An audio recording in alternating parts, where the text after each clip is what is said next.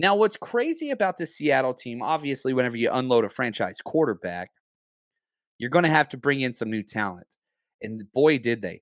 Their starting left and right tackle are both rookies. This has happened 3 times that you've had a rookie start left tackle and right tackle in the common draft era for any team, not just Seattle. Charles Cross, who was a first round pick, and then you've got Abraham Lucas, who's a right tackle pick. He was picked later in the 3rd round. Now, Boye Mafe was a guy I really liked in the 2nd round, edge rusher. Kenneth Walker, he was my number 2 running back. They picked him very early in the top of the 2nd. And Tyreek Woolen, who was a 5th round corner, he's starting for them. UTSA kid who was teammates with none other than Spencer Burford, both starting in this game, which is awesome. Now, those are the rookies that were added. Get this. The Seattle Seahawks have 8 out of 11 new starters on offense. Did you hear that? 8 out of 11 new starters on offense. They only returned 3 starters that they didn't trade away or allow walk. This is a rebuilding year when you look at Seattle. You look at their cap, you look at their transactions, you look at their draft. Every single thing says rebuilding. They started off 1-0.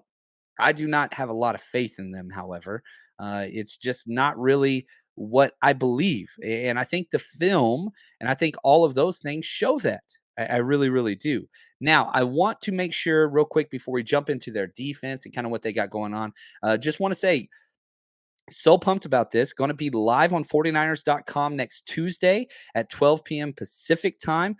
This is part of their new thing that they're doing with the 49ers Supporters Club. We'll go live for the first 10 minutes on my channels and then switch over to theirs. I really hope you guys can join us and just let them know 49ers Rush sent you. But, man, what an incredible dream come true for John Chapman to be live on 49ers channel. Very honored, very just humbled, and I freaking love this, man. It's incredible that that's happening, and I'm so thankful for the opportunity.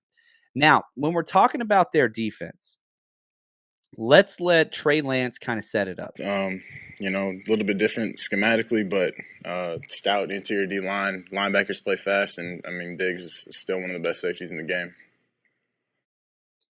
I think that's key. Obviously, Diggs is the best player on this defensive team. There's no doubt about it. Now, if we look at their rankings, okay, this is, again, after 1 week, so very small sample size. Take it with a grain of salt, but it paints a picture as to how the Seattle Seahawks won. First in the NFL in red zone percentage. The Broncos made it to the red zone 4 times, 0 touchdowns. That's how they won. First team in NFL history to force 2 fumbles on the 1-yard line and recover them both in one game. It's never happened ever in the history of the NFL. That's why they won. They won by 1 point. First in rushing touchdowns allowed, 0. 7th in points allowed, only 16. 7th in turnovers, they forced 2 of them, both those fumbles I mentioned. Now let's go to the other side. Yeesh.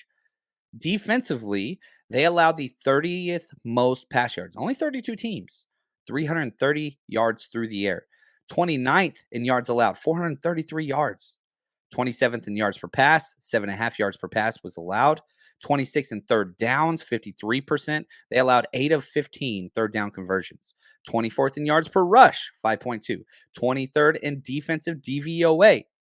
So the Broncos could do whatever they wanted. They just stalled in the red zone, which was very similar to how the 49ers lost. You had 3 straight drives inside the 30-yard line. You came away with 1 score. You can't do that. You got to capitalize in the money zone, and they haven't done that. 49ers didn't do it. In Seattle, kind of bend but don't break mentality. Let them drive up and down the field. Once they get into that red zone, that's where it comes down. Now, personnel-wise, yeah, they've got a couple players on defense. Quandre Diggs, coming off his best season last year. I think that he's a top 5 safety in the NFL, leader of the secondary. Jordan Brooks, taking over for Bobby Wagner. He's a tackling machine. Not great in pass coverage, but, man, he's second in the NFL in tackles last year. He's a good tackler out of Texas Tech. Now, Cody Barton, yeah, he's all right, middle linebacker, but you can take advantage of this group. They have a lot of weaknesses, which is crazy. Jordan Brooks was a first round off the ball linebacker. I don't think he fits in that, but he's a promising young player. Last week, they also have the NFC Defensive Player of the Week. Uchenna Nwosu. He was incredible. 4th highest edge player from Pro Football Focus. Last week, he had 7 tackles, 1 tackle for loss, 2 quarterback hits, 1 sack, 1 forced fumble, 1 pass defense, and 5 pressures. But outside of that, their secondary, if I didn't say their name, Poona Ford's a good run stuffer, but that's about it. If I didn't say their name, it's literally Jags, right? It is a coaching term. It's a bad coaching term. JAG, just a guy. They just got a bunch of guys plugged in there. Now, they might have some potential, might have some high upside. Make no mistake about it. This is a very porous defense that can be taken advantage of. Now, they have a new defensive coordinator, Clint Hurt, who was a defensive line coach for Seattle for the past 5 years. He was with the Bears for a couple of years before that. And it's a new system. You know, they're going all in on this 3-4. And they do a whole bunch, you know, cover 1, single high safety, cover 2, cover 3. I didn't see much quarters. But yeah, they do a lot of shell over the top where it's bend but don't break. They're going to back everybody up and they're going to allow you to take advantage outside the numbers. Which, guess what? That's kind of where Trey Lance was brought in. If this was a Jimmy Garoppolo team, it doesn't fit very well. That's why he had 2 interceptions against this team, even though it's a different scheme. But they understand this is new. No Jimmy Garoppolo's playing. No Russell Wilson's playing. So you could talk about the past, and we did, and we highlight that. I think it's important. Understand, brand new quarterbacks. Again, only 3 starters on the offensive side being returned by Seattle. It's a different team, completely different coaches.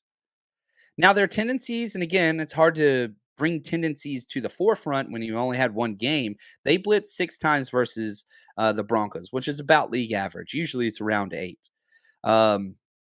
Diggs and Brooks, got to watch out for those guys. But man, rookie corner Tariq Woolen, he's a big height, weight, speed guy, 6'3" plus. He's tall, he's long. But he can be exploited. He really, really can. I think, you know, Debo and Ayuk going against him, really, really excited about that. Josh Jones, who replaced Adams, struggled big time in the Denver game. He was one of the worst Pro Football Focus guys. I think he allowed 5 out of 6 catches when he came in. And you should be able to control the line of scrimmage with ease. I'm not too concerned. Not really concerned about a lot in this game that has to do with Seattle. And, you know, this is kind of one of my overarching themes just before we jump into the other side of the ball. This is the 49ers versus 49ers. I don't give a damn what Seattle does. You're the better team on every single side of the ball. You just got to get out of your own way. Get out of your own way, you win this game. You're at home. Everything's fine. So from an offensive 49ers perspective, do your job. Sustain blocks, run the ball, hit a couple play action bootlegs, you know, make some missed tackles, yards, right? Yak bros, all that kind of stuff. That's it. Don't turn the ball over. Don't gift the Seahawks like you gifted the Bears. The 49ers Rush Podcast.